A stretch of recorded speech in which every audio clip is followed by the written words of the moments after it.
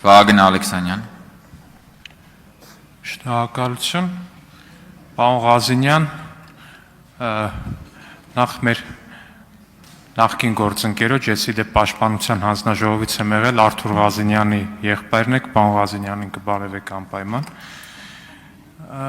Պարոն Ղազինյան, քանի որ պարոն Կարապետյանը խոսեց զարմացած այն մասին, որ ուժային եռամարտի Եվրոպայի հնգակի, աշխարհի երկակի չեմպիոն, միջազգային կարգի սպորտի վարպետ եւ միևնույն մարզասրահում ֆիթնես գծով տնօրեն աշխատած մարդ հիմա դարձել է զարման գուղակի տնօրեն ու տենց դրատակ ինչ-որ նեպոտիզմի տարեր փորձեց մտցնի, մի հարց էլ ես ունեմ, էլի, պարոն Ղազինյան։ Օրինակ ամսի 20-ին մեր քաղաքացիները գիտեն, եթե հոսանքի փողը մուծած չեն լինում, 10,000 դրամ է, մուծած չեն լինում, անջատվում է, 10,000 դրամ պարտք ես ունենում, նորմալ է ի դեպ, ամբողջ աշխարհում ընդունված կարգ է։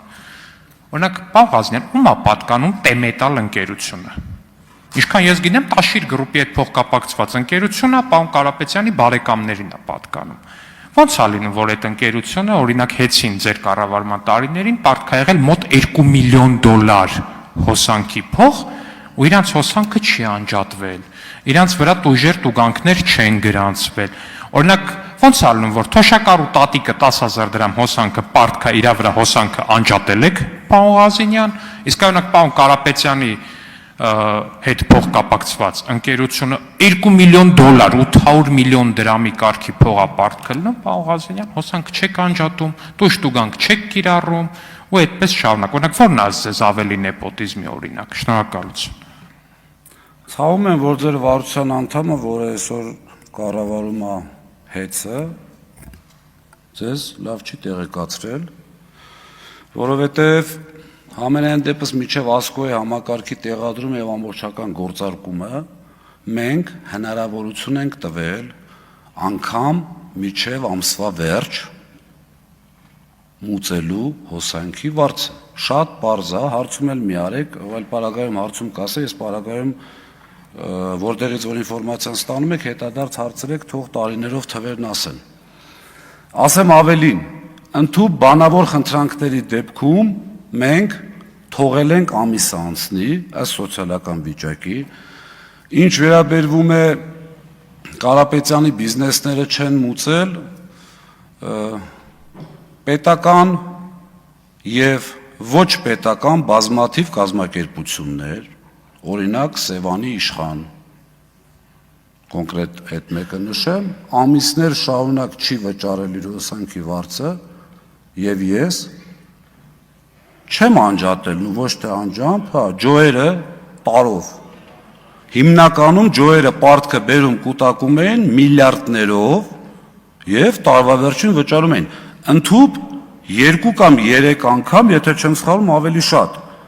Կառավարության խնդրանքով Սամվել Կարապետյանը չեղարկել է նաեւ օրենքով սահմանված տուժ տուգանքները։ Այսինքն Կարապետյանի բիզնես թե Սևանի իշխան, թե ինչ ասեմ, ինչ անուններ տամ, գովազդի տեղա, թող չեն տալու պրոստը։ Ջոերը մյուսը մեզ համար ընդամենը բաժանորդներ են։ Այս մասով նորից կրկնում եմ, բազմաթիվ կան։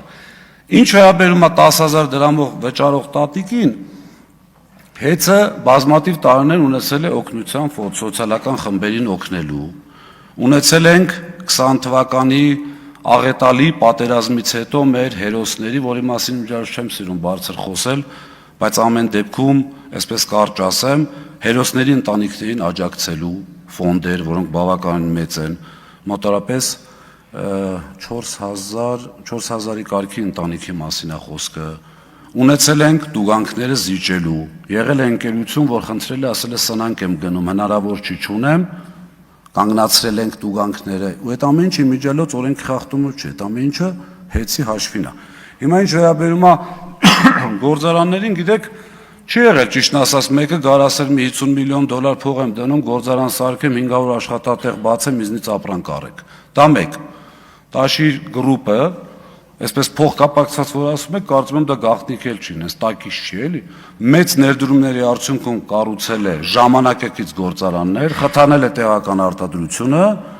եթե խնդիր ունեք այդ արտադրանքի որակի հետ, ասեք։ այդ արտադրանքը եղել է լավագույնը։ Արձագանք։ Հա, պարոն Ղազարյան, չեմ կասկածում, վստահաբար այն բոլոր ընկերությունները, որոնք որ փաստացի մատակարարել են հեծին անհրաժեշտ ապրանքների 90 եւ ավել տոկոսը եւ համատեղության կարգով զուտ պատահաբար պատկանել են Կարապետյան ընտանիքին եւ փոխկապակցված են եղել Տաշիր գրուպին, վստահաբար մի վարքյան անգամ չեմ կասկածում, որ այդ արտադրանքը մատակարարել են ոչ թե անձնական, բարեկամական եւ այլ կապերի պատճառով, այլ որովհետեւ ուղղակի լավագույնն են մատակարարել։ Մի վարքյան մտքովս չի անցել, որ կասկածեմ, բայց ուրիշ հարց տամ, այս թեմային ես կվերադառնամ ելույթների փուլում, որ ասում եք Հակասաֆարովյան օրենքը կբերեք ու դա ամեն ինչ կլուծի։ Պարոն Ղազարյան, Սաֆարովը հայտնի մարդասպան է, ով սպանել է հայ սպային Հունգարիայում, Հայաստանից դուրս, այսինքն ես այդտեղ ձեր գործողություններում հետագա մոտավոր այսպիսի հեռանկար եմ տեսնում, որ հաշվի առնելով ձեր սկզբունքայնությունը, դուք մի երկու շաբաթից էլ բերելու եք Հակապերմակովյան օրենքի նախագիծ, քանի որ Պերմյակով օրինակի տարբերություն Սաֆարովի, որը Հունգարիայում էր հայ սպա սպանել, հայ ընտանիք է սպանել Հայաստանի տարածքում, չեք պատկերացնում, որ դրա մասին երբեք հայտարարելու եք, թե չեք հայտարարելու, արդյոք ես ճիշտ եմ տեսնում ձեր գործողությունների հեռանկարը, շնորհակալություն։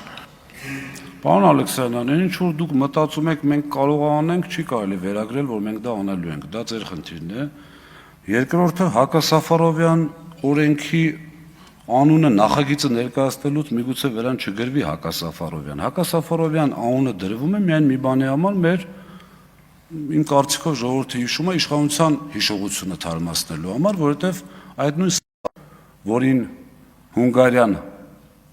չգիտեմ, սենց առոք ուղարկեց Ադրբեջան եւ տվեցին հերոսի կոչում, հետո մենք գնացինք Հունգարիայի դիվանագիտական հարաբերությունները վերականգնեցինք, ինձ համար համենայն դեպս հաշվի առնելով, որ չի պատժվել որևիցե ձևով եւ այնտեղից էլ մի բան էլ